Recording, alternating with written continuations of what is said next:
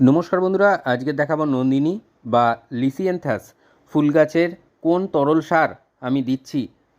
এই যে তীব্র গরম এবং এই তীব্র গরমে যে সার আজকে দেওয়া দেখাবো সেটাই। তো দেখুন, গাছে কিন্তু কুঁড়ি রয়েছে, আর একটা গাছে, এই গাছটাই কুঁড়ি চলে এসেছে, কিন্তু অন্য গাছে কোনো কুঁড়ি আসেনি। এর পাতাটা খেয়ে নিয়েছিল লেদা পোকায়, তো এর অবস্থা খুবই সঙ্গীন। আর এই যে গাছ বা লিসিয়ানথাস বা নন্দিনী ভীষণ সুন্দর গাছ, গরমের গাছ, তবে জল কিন্তু বুঝে দিতে হবে।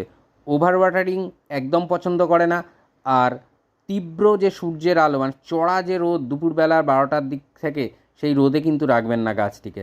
মানে চড়া রোদটা যেন না পায়, সকালের নরম রোদ 11টা অবধি পাক, ঠিক আছে। তো 1 লিটার কন্টেনারে জল নিয়ে নিয়েছি।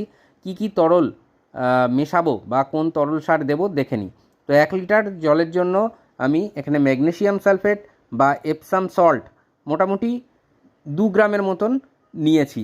তো এই 2 গ্রাম ম্যাগনেসিয়াম সালফেট বা এপসাম সল্ট নেওয়ার পরে যে জিনিসটা নিচ্ছি সেটাও 2 গ্রামের মতন নিচ্ছি। সেটা হচ্ছে এনপিকে 0050 বা সালফেট অফ পটাশ, যেটাকে বলা যায় সাদা পটাশ, সেটা নিলাম। আর 1 লিটার জলেতে 1 থেকে 1.5 ml নেবেন হিউমিক অ্যাসিড, লিকুইড ফর্মেশনে যাদের কাছে রয়েছে, আর ডাস্ট ফর্মেশনে যাদের কাছে আছে তারা নেবেন 2 গ্রামের মতন। নিয়ে আপনারা কিন্তু এটাকে ভালো করে এই তরলটাকে গুলিয়ে নেবেন। ক্লকওয়াইজ অ্যান্টি ক্লকওয়াইজ গুলিয়ে নিতে হবে ভালো করে, যাতে করে খাদ্য উপাদানগুলো মিশে যায়। আর প্রত্যেকটা জিনিসই কিন্তু ওয়াটার সলিউবল, তো এটা নিয়ে ভাবনার কোনো বিষয় নেই যে গুলবে না জলের মধ্যে বা এরকম কিছু নয়। তো এরপরে কতটা পরিমাণে দেব, 8 ইঞ্চি টবে আমার এই গাছগুলো রয়েছে, এই লিসিয়ানথাস বা যেটাকে নন্দিনী বলা হয়। এই গাছে আমরা কিন্তু এই তরল এই 1 গ্লাস পরিমাণে দিয়ে দেব। কতদিনের ব্যবধানে দেব, আমরা কিন্তু 15 দিন পরে আবার দ্বিতীয়বার রিপিট করব। খুব বেশি দরকার নেই।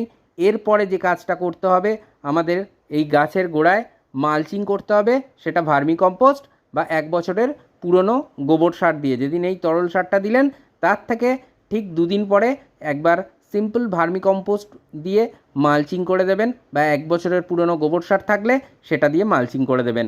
আপনার গাছ সুন্দর থাকবে এবং দ্রুত বেড়ে উঠবে, তার পাশাপাশি আসবে প্রচুর পরিমাণে কুঁড়ি।